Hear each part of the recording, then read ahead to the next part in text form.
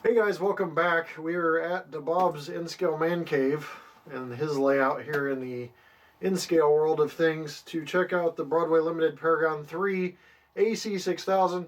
First time the AC6000s have been made in in-scale to my knowledge. This is Paragon 3, so it has the subwoofer sounds that supplement this locomotive. We're going to take a look at what you get for a retail price of $275, street price of around $175 is what I'm seeing. But let's see what you get next in this review. Alright, we're going to unbox this thing here. You've got the Broadway Limited manual, pretty thick in-scale loco here, 20 plus pages, 27 pages total.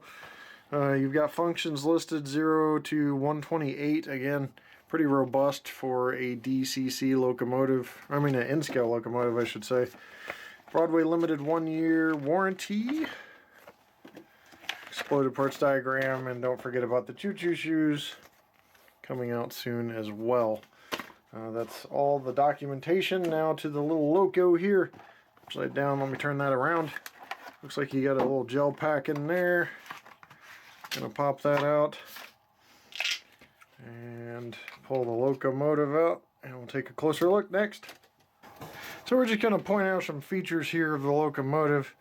You got cab window sunshades installed. You got small antennas up top, separately applied grab irons, and separately applied windshield wipers. On the front, you've got the sand filler hatch. Sorry, it took a second there. Grab irons on the nose. The nose grab irons appear to be molded into the body.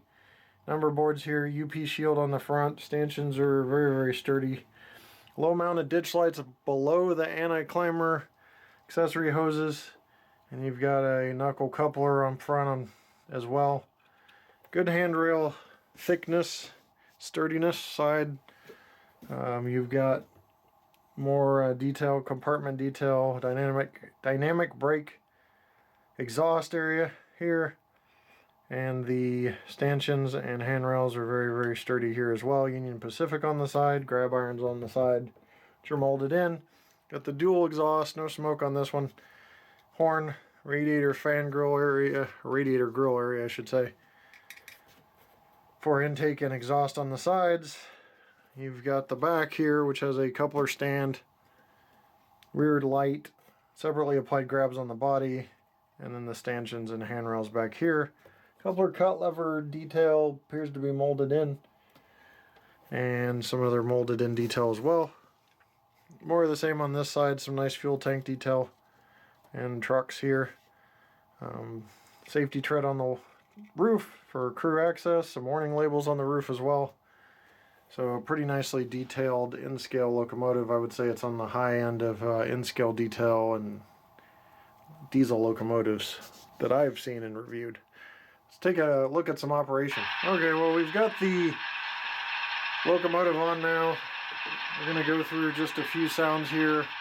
I'm going to take a sneak peek at the manual, make sure in-scale actually has the same sort of functions, which I believe it does. We'll check F0. Lights work fine. Ditch lights do work. Nice white. F1 is the bell.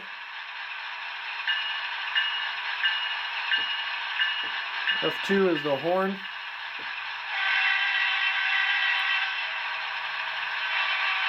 Disc lights flash on UP, which isn't accurate, but it may be able to be programmed, I'm not sure. Coupler slack is F3. You have to move, I think, the locomotive to get the coupler slack to activate.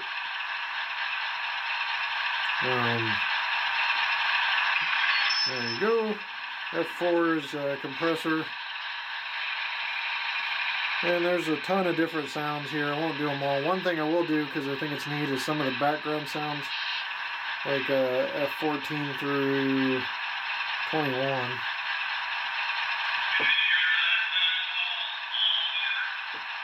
That's like the passenger announcements. Okay, we're going to go ahead and move this.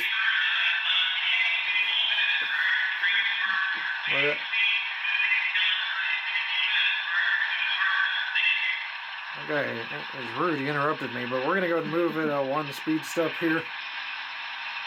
So that's one speed step out of 120. Might hit F14 one more time. Turn it off, I think.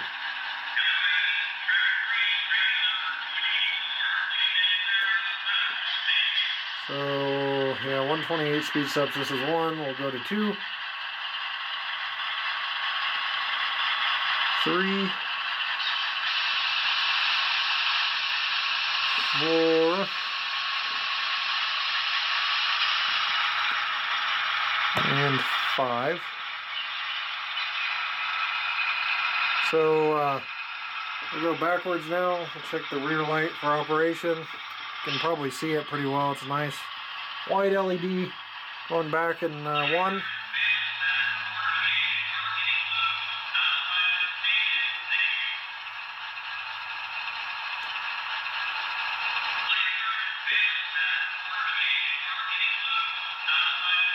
There's 1, 2. You see the cab light goes off after the locomotive starts moving a bit.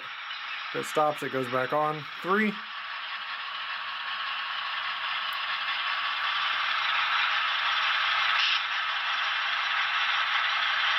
4. And 5. Alright, so there's that. So good smooth motor control, great sounds out of the N-scale locomotive, probably some of the best I've heard. Cool that the cab light pops back on. I think the only way you shut the guy up is to maybe power things off and back on, but we'll do that when we do the pull test. Alright, we're going to go ahead and weigh this thing since Bob has a scale here in ounces. It's pretty robust for an N-scale locomotive, 3.8 ounces.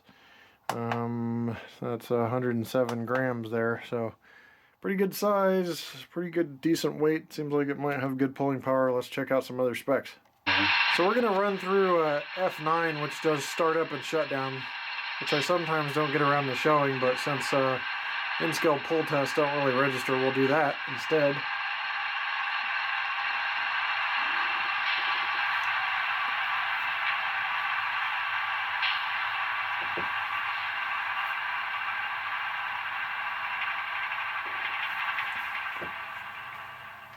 So that was shut down. Now we'll hit F9 again and do the startup so you can hear that.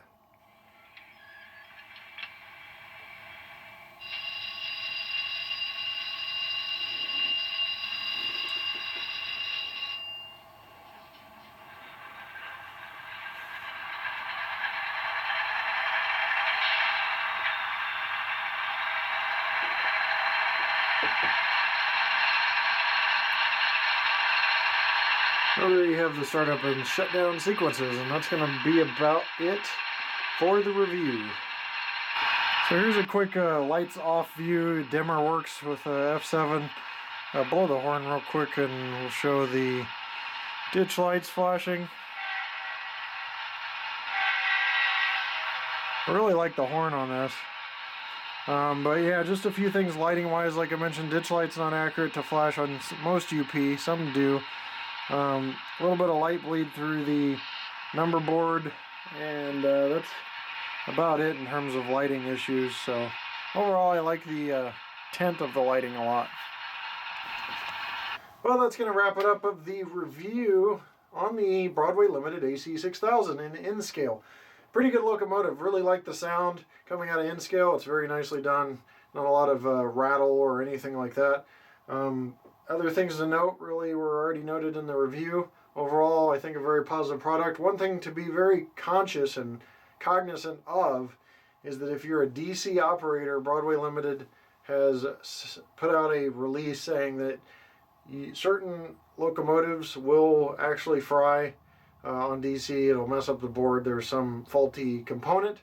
So if you're a DC operator and you're buying one of these, you're going to want to look into that on Broadway Limited's website and get to the bottom of which ones are affected and make sure that you are having that addressed through sending it into service at Broadway Limited or whatever you wish to do. I believe this is one of the affected units, but we only ran it in DCC in this case, so they are supposed to still operate in DCC, even though I have heard of one case where the DCC even had a problem, so I don't know if it was a separate problem or not. That's about it, guys. Hope you enjoyed the review. We'll see you next time right here on my channel. Take care.